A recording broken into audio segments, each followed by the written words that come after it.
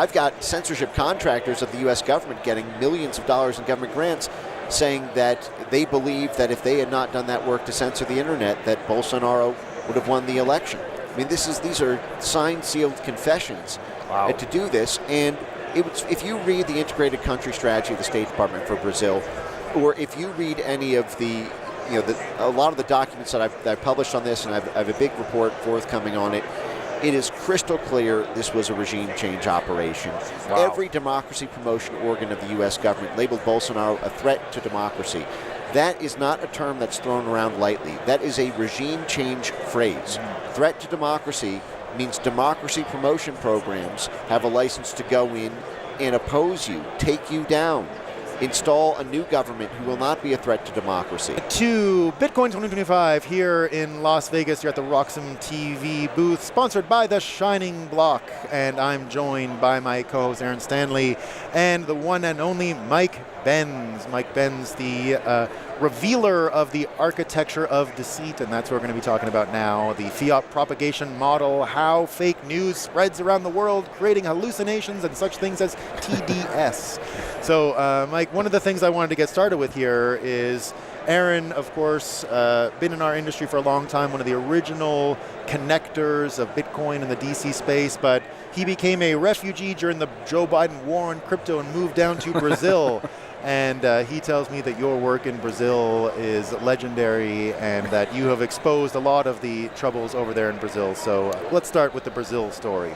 Well, the Brazil story is really the cleanest example of the U.S. government's move into control over the social media space in order to control elections and to control the political economy in a foreign country. And this has been something that has been a part of the social media story really since the start of social media in small ways. But in Brazil, it ballooned into a tsunami.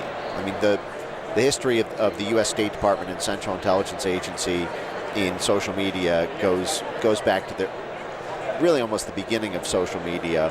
With Twitter came out in 2006, and by 2008, the U.S. State Department was already back-channeling with Jack Dorsey to postpone scheduled maintenance because there was a critical node of CIA-backed groups within Iran who wanted to vote against Ahmadinejad in the 2009 election. And so Jared Cohen at the State Department called Jack Dorsey, and they worked out a deal. And the same thing, the Arab Spring with social media was a huge part of the U.S. government's use of social media to topple democratically elected governments and to control political events.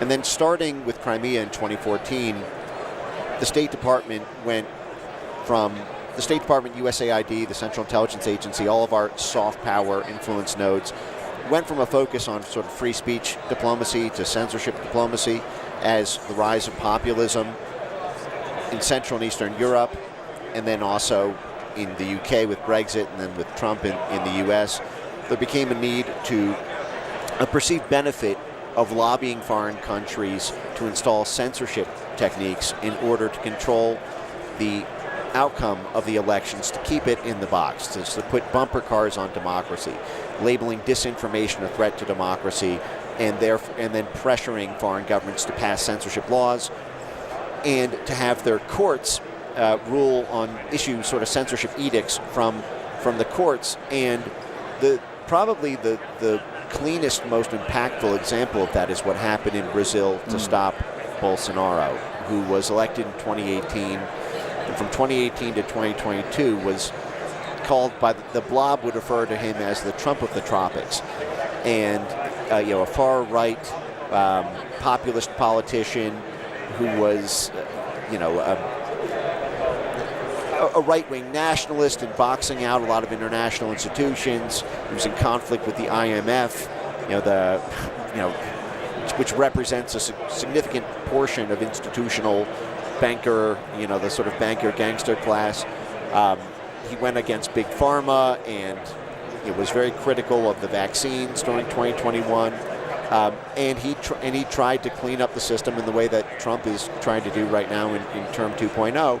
And so what was done is you had the U.S. State Department, the USAID, the Central Intelligence Agency, even the Department of Defense, as well as dozens of U.S. government-funded NGOs all go down to Brazil and fund networks there to censor social media, Facebook, Instagram, Twitter, YouTube in Brazil, then go after the end-to-end encrypted chats, Telegram and WhatsApp, and also to galvanize to get anti-misinformation laws passed through its parliament, and perhaps most troublingly, under the guise of rule of law programs, to push censorship edicts out of the STF Supreme Court and its subcomponent court called the TSE for short, which is this Voldemort judge, de Moraes. That guy's hilarious, man. Yeah, but he as well as Barroso at the STF were constantly meeting with Spocks from the U.S. State. In fact, Barroso actually even came out, I think, 2 weeks ago and said that on 3 separate occasions he asked the charge d'affaires, he asked the U.S. State Department for help against Bolsonaro and his disinformation. And so when you are labeled that, you are in the same way that you're labeled an enemy of the state. When you're a threat to democracy, that's the label for threat to the State Department.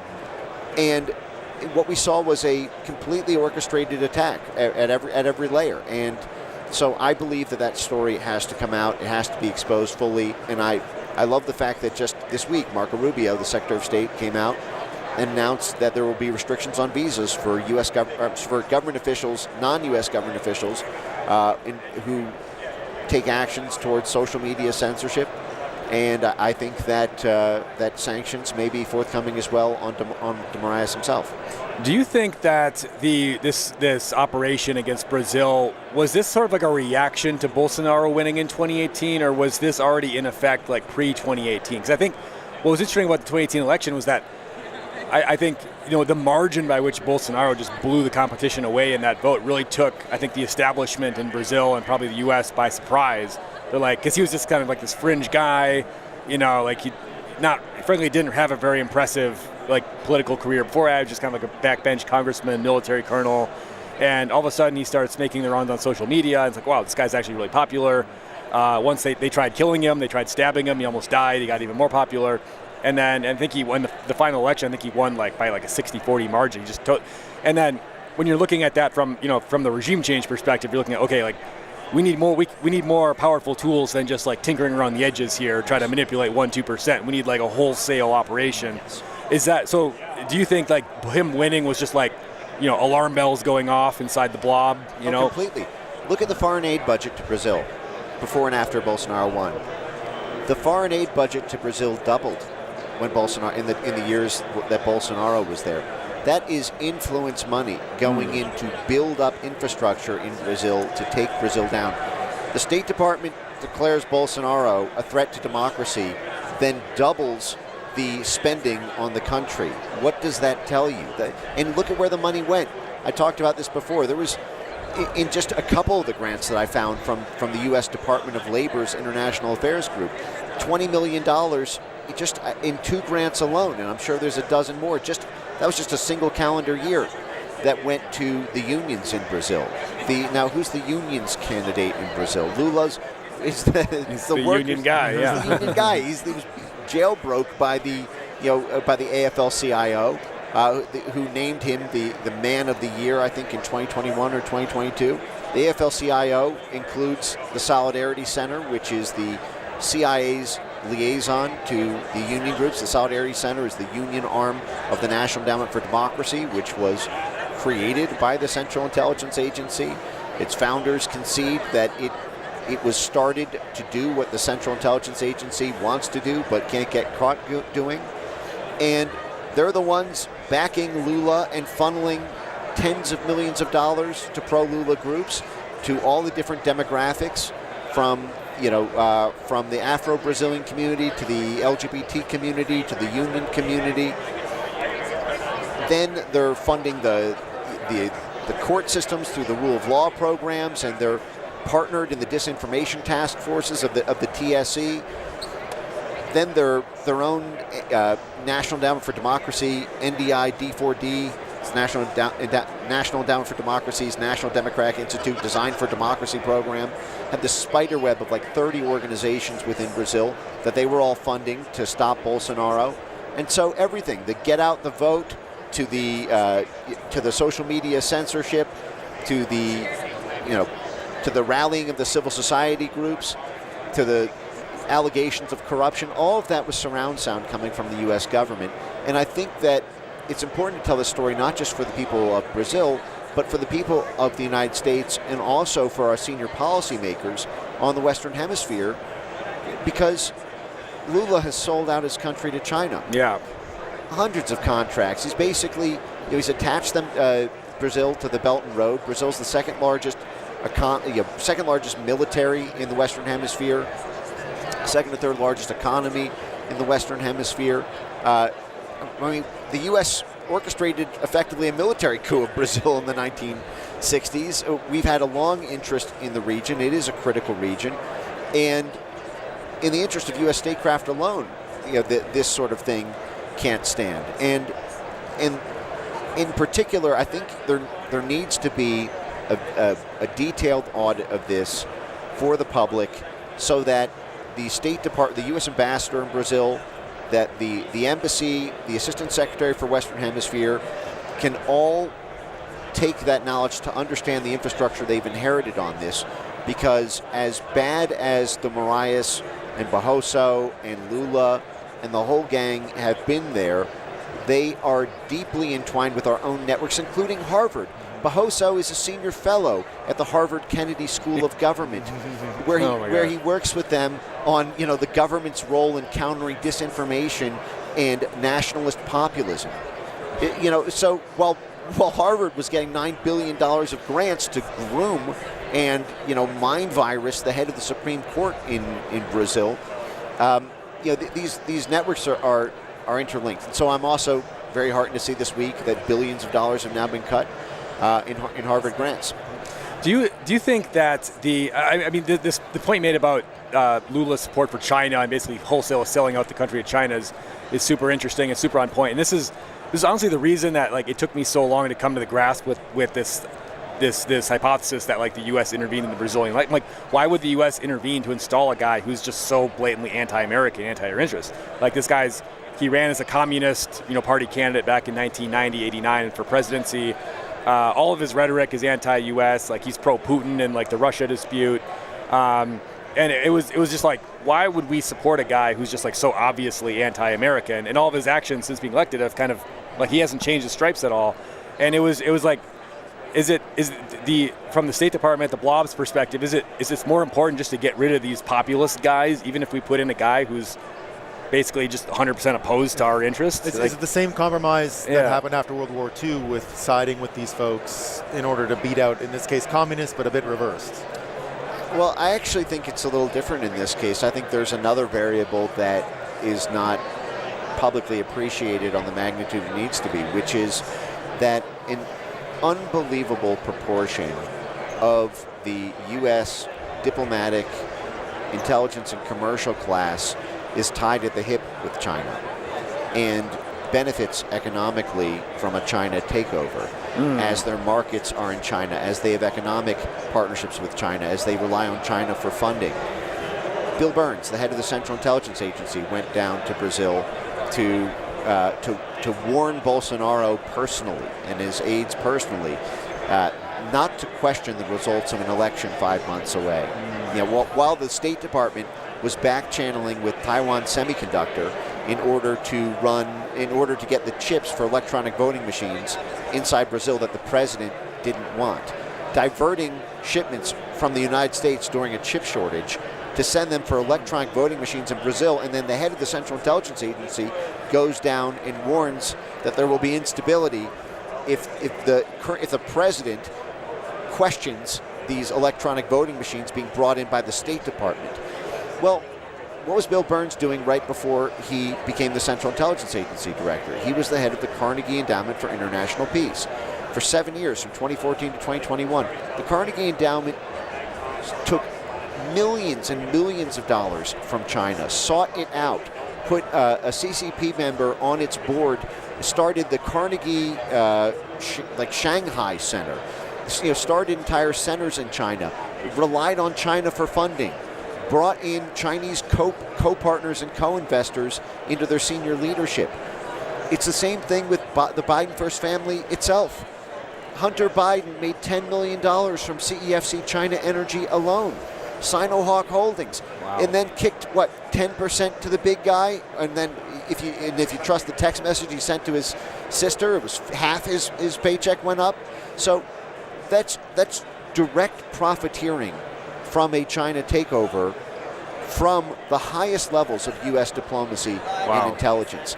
And so I don't doubt that there are economic partnerships there. I believe that a full audit has to be made of the Elizabeth Bagley U.S. ambassador to Brazil network in the U.S. Embassy in Brasilia during that time period about all of their contacts with China, all of their economic entanglements. How many of them had NGOs that were sponsored by Chinese money? You see the same thing with the Organization for American States, with it,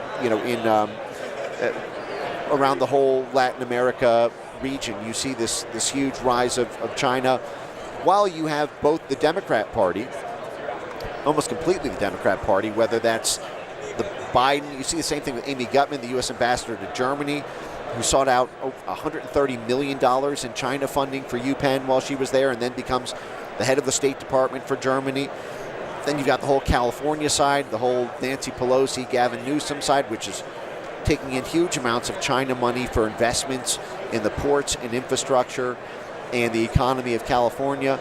And on the Republican side, you see the same thing as well. The Bush-China Foundation, Neil Bush, they started that in 2017 as a way to stop the Trump agenda on countering China, saying that China is not the enemy, they're not even really an adversary, they're a partner, they're a huge part of the U.S. Chamber of Commerce. We need to set up this stalwart Bush family foundation doing dual-track diplomacy with the CCP in order to continue to profiteer economically with China. And so I think that is a big driver of it. I also think that there are a lot of commercial entities in Brazil who had a problem with Bolsonaro's economic nationalism.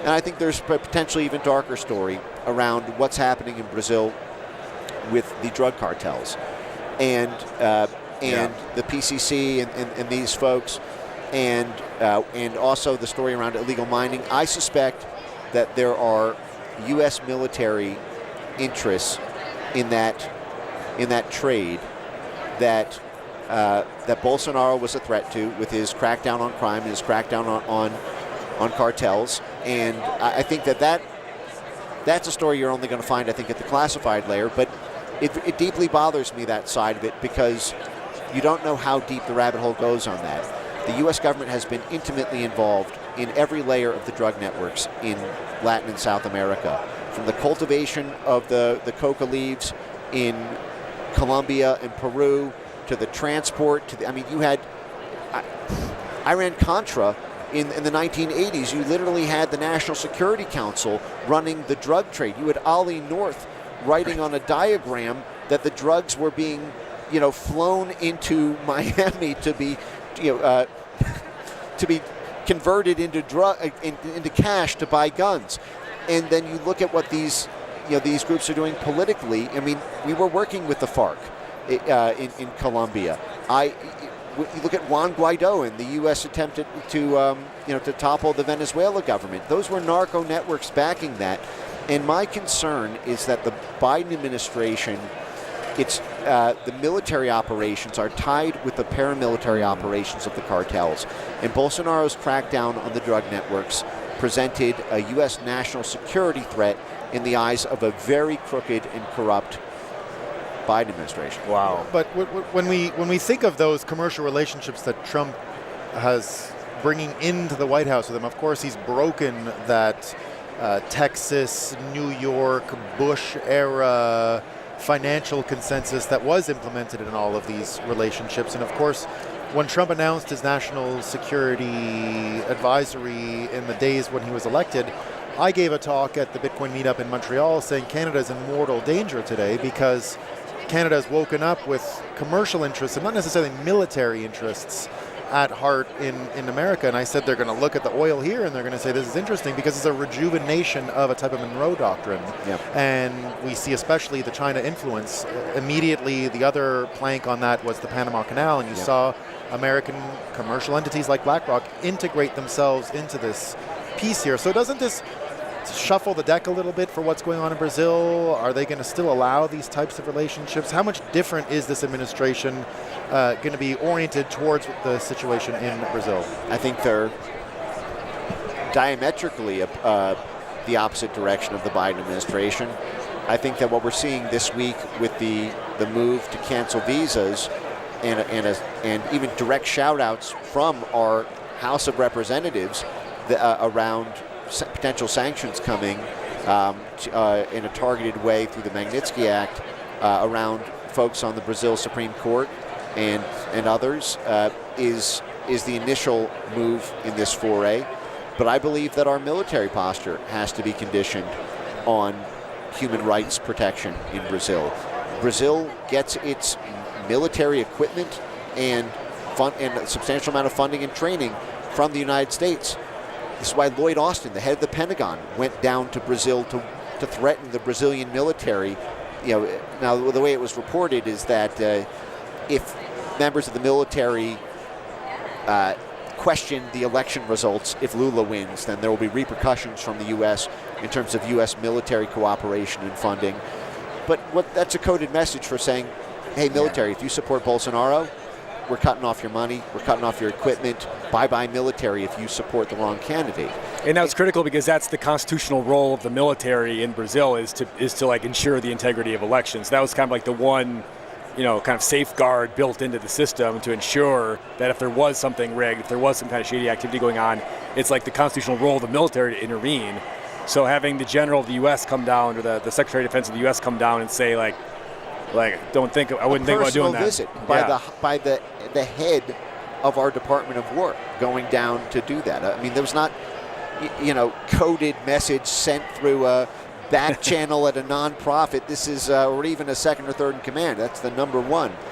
And I believe that relationship needs to be revisited as well. I believe that message needs to be delivered to the current, and I'm not actively calling for something like regime change here. I'm saying there needs to be fairness. There needs to be human rights protections.